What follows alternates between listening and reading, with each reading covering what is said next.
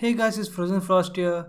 In this video, I'm going to tell you about top 10 games for 4GB RAM PC and 512 MB of graphics. So this is the part 4 of the series. So if you want to watch part 1, 2 or 3, then you can watch it in the description down below, or you can also go in the top 10 games playlist as well. So without further ado, let's get started. Now I usually start with number 10 on the list, but this time I am starting from the number 1 on this list, and we have on the number 1 Kane and Lynch Dead Man. This game was released back in 2007, and for a 2007 game, the game is really good in terms of graphics and gameplay style. As you can see, the missions are also really great, and the gameplay mechanics, shooting, guns and everything is really good in this game. So basically you control two characters in this game depending on which mission you are playing. So this game is really good, I would say, in terms of graphics and in terms of gameplay and in terms of story also. So go ahead and check it out.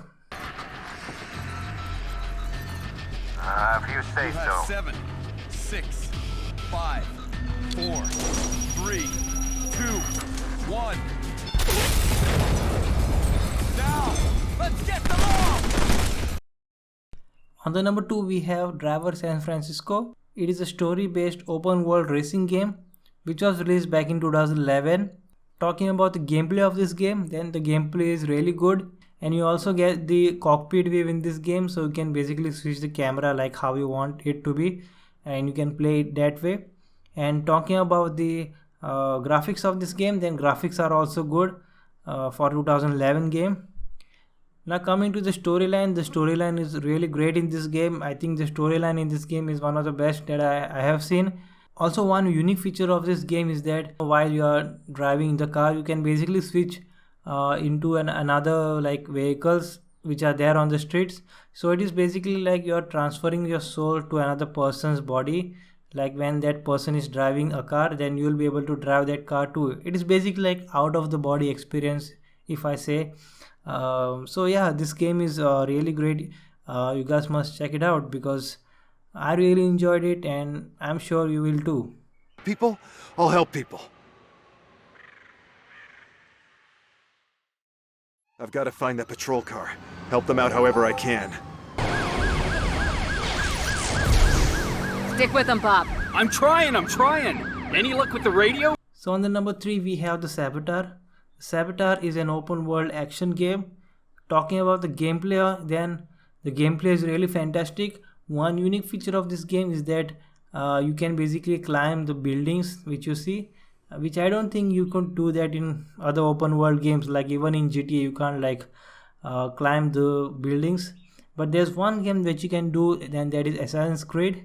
You can basically like do parkour and stuff in Assassin's Creed games. Like similarly you can do that in this game also. In this game you can ride cars, you can do all kinds of like missions like and stuff. So the gameplay part is really fun. And talking about the graphics, then this game was released in 2009, and for 2009 game the graphics are like good enough for 2009 game. So on the number 4 we have Dishonored. Dishonored is a first person shooter game that was released back in 2012. So the main plot of this game is that basically you are a bodyguard of an empress, and you get falsely imprisoned for killing the empress. So that's how basically the game starts. The game starts from the prison, and you have to basically get out from the prison and fight for your rights. So that's basically how the game is set in, and the graphics are like quite decent for 2012 game, I would say. So on the number 5 on this list we have Borderlands 2. Borderlands 2 is a first person shooter game that was released back in 2012. In this game you can complete the missions with single player as well as multiplayer. So basically you can play this game using two players also. So that's the fun part of this game. And talking about the graphics of this game, then graphics, like some may not like the graphics in this game because the textures are kind of, as you can see, it looks like it's been drawn like with pen or something. So that's how the graphics are, but many people still enjoy it, so there's that. And the gameplay is also good, so yeah, go ahead and check it out. On the number 6 we have PAYDAY the Heist. So if you're into games like heist and bank robberies and stuff, then I guess you're going to enjoy this game because the gameplay is really good in this game. You can basically plan out like how you want your mission to be, like how you want your heist to be, and you can do according to that. and the graphics are also decent for 2011 game, as this game was released in 2011. On the number 7 we have Manhunt 2. Manhunt 2 is a psychological horror game which was released by Rockstar Games in 2007. So if you are into this horror kinds of game and horror stealth kind of games, then I guess you are really going to enjoy this game, because I personally enjoyed this game myself. And yeah, go ahead and check it out. It's going to be a fun game, and it's going to be a lot scary. I mean, it's just going to take over your mind, and yeah, that's it. Go ahead and check it out. On the number 8 we have The Wolf Among Us. This game was released in 2013 by Telltale Games.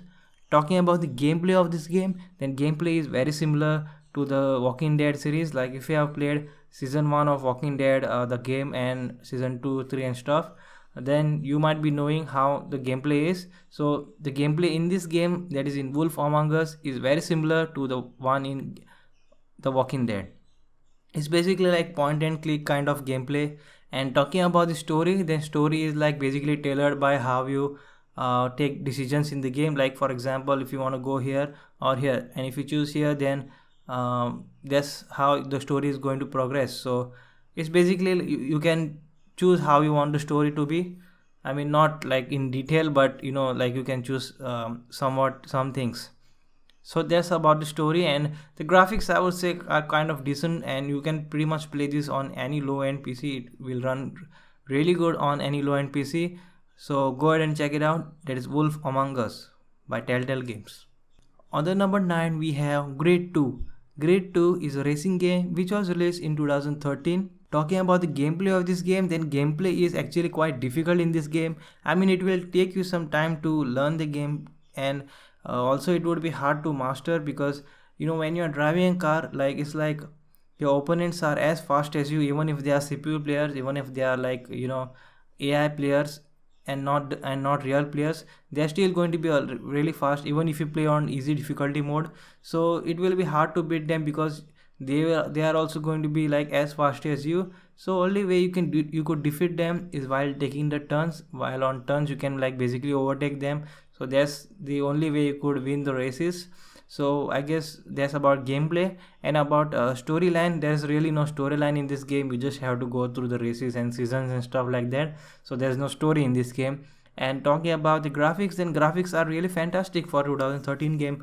And also the fact that this game can run on most of the low-end PC. If you just lower down the graphics, the game will run very smoothly, as this game is really optimized.